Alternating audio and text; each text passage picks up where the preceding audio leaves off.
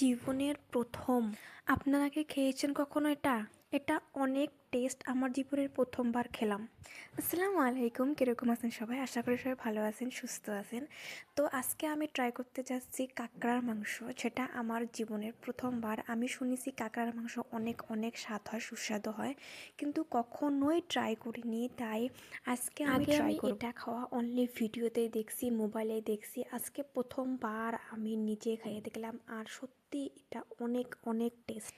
এটা মানে ইচ্ছা মাছের থেকে পুরোই মানে আলাদা টেস্টি একটা ব্যাপার। অনেক অনেক টেস্টি। আর আমি তো উপরের যে ছোকলাগুলো আছে ওগুলো পুরো নরম ক্রাঞ্চি টাইপের আসছিলো, তো সেই জন্য ওগুলোও আমি খেয়ে ফেলছি। ওগুলো একটু খেয়ে তারপরে ঝাল ছিল তো খাইতে পাইনি, কিন্তু পুরোপুরি আমি খেয়ে দিছি। আপনারা যে যে ট্রাই করছেন কমেন্ট করে জানাবেন আপনাদের কীরকম লাগছে বা কার কার পছন্দ এটা।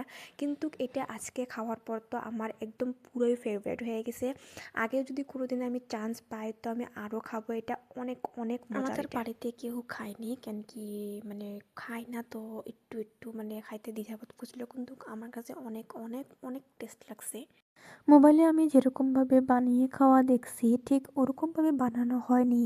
এটা পুরো একদম ঘরোয়া পদ্ধতিতে বানানো হয়েছে।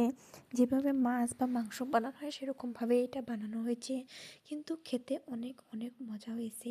আমরা যেভাবে মোবাইলে দেখি যে সি ফুডগুলো যেভাবে বানানো হয়, যে পদ্ধতিতে বানানো হয়, আমার মনে হয় যে ওরকম পদ্ধতিতে যদি বানানো হতো বা বানানো হয়, এটা খাইতে আরও অনেক টেস্টি লাগবে। আপনারা কে কে খাইছেন কাঁকড়া, সে কমেন্ট করে বলবেন। আর কে কে খাননি বা কে কে খেতে চান আমার এই ভিডিওটা দেখে, তো বলবেন কমেন্ট করে। আর আমার ভিডিওগুলো যদি ভালো লাগে তাহলে প্লিজ লাইক করে দিবেন, মানে একটু সাপোর্ট করবেন। আর আপনাদেরকে রেকমেন্ড করবো যে খায়নি তারা প্লিজ প্লিজ প্লিজ প্লিজ খায়েন একবার, তারপরে বুঝবেন এটার মজাটা কীরকম। আল্লাহ হাফিজ।